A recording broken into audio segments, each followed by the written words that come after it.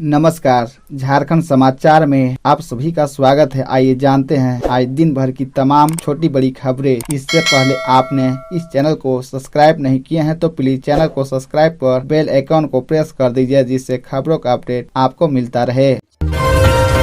जय श्री राम के नारे से गूंजा गिरिडीह का इलाका। रामनवमी पर भक्तों में दिख रहा उठाव। आज 30 मार्च को हर जगह बड़े ही धूमधाम से रामनवमी का त्योहार मनाया जा रहा है। कहा जाता है कि आज के दिन भगवान राम प्रकट हुए थे। हिंदुओं का प्रमुख त्योहार रामनवमी पूरे गिरिडीह जिले में आस्था के साथ मनाया जा रहा है। पर्व को लेकर कई जगहों पर भगवा ध्वजा लहराया गया तो शोभा यात्रा भी निकाली गई। वही भक्ति गीत से पूरा इलाका गुंजमय रहा। मान्यताओं के अनुसार असुरों के राजा रावण को संहार करने के लिए भगवान विष्णु ने त्रेता युग में भगवान राम के रूप में 7वां अवतार लिया था। चैत मास की नवमी को अयोध्या के राजा दशरथ की पहली पत्नी कौशल्या ने भगवान राम को जन्म दिया था। मर्यादा पुरुषोत्तम श्री राम के जन्म दिवस को रामनवमी के रूप में मनाने की परंपरा है। रामनवमी के अवसर पर शहर के कई अखाड़ा कमेटियों की ओर से भव्य शोभा यात्रा निकाली गई।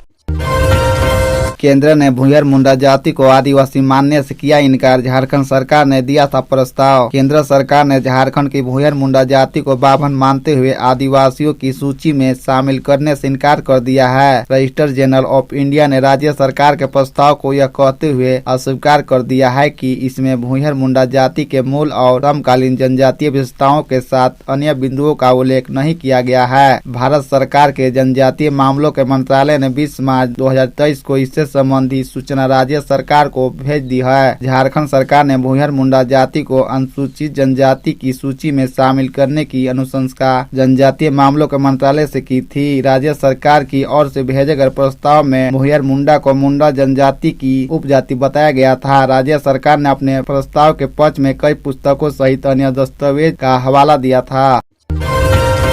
भूतों का खौफ। झारखंड के जिलों में 3 शिक्षकों की मौत के बाद हुआ था स्कूल बंद। अब डीएससी ने दिया यह निर्देश। झारखंड के जामताड़ा जिले में एक ऐसा स्कूल है जहां माता पिता अपने बच्चों को भेजने में डरते हैं। इन स्कूल में कथित तौर पर भूतों का वास है, जिसके कारण अभिभावक अपने बच्चों को करीब 1 महीने से स्कूल में पढ़ने नहीं भेज रहे थे। यह मामला फतेहपुर प्रखंड के उत्कर्मी प्राथमिक विद्यालय छोटूडीह का है। लोगों का कहना है कि स्कूल के आसपास भी गुजरने में डर लगता है। हालांकि मंगलवार को डीएससी दीपक राम स्कूल का जायजा लेने पहुंचे और विद्यालय का निरीक्षण किया, जिसके बाद डीएससी ने 30 अप्रैल से स्कूल में पठन पाठन कराने को लेकर आवश्यक दिशा निर्देश भी दिया। प्राथमिक विद्यालय छोटूडीह का जायजा लेने के दौरान डीएससी दीपक ने विद्यालय में तालाबंदी पाया, जिसके बाद मौके पर डीएससी ने ग्रामीण शिक्षक और रसोईया आदि को बुलाकर अंधविश्वास के खिलाफ जागरूक किया। उन्होंने वीओ और सीआरपी को बुधवार से स्कूल में पाठन पाठन कराने को लेकर आवश्यक दिशा निर्देश भी दिया।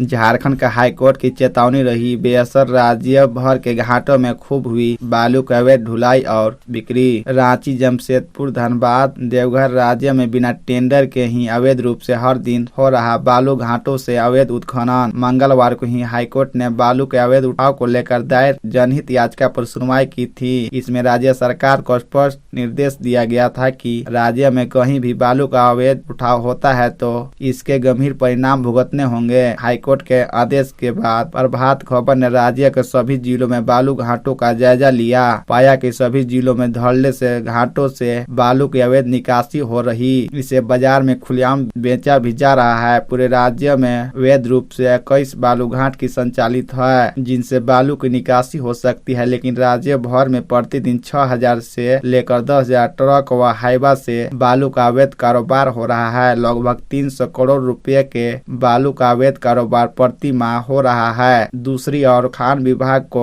वित्तीय वर्ष 2022 और 23 में बालू से फरवरी 2023 तक केवल 199.70 लाख रुपए ही राजस्व के रूप में मिला है।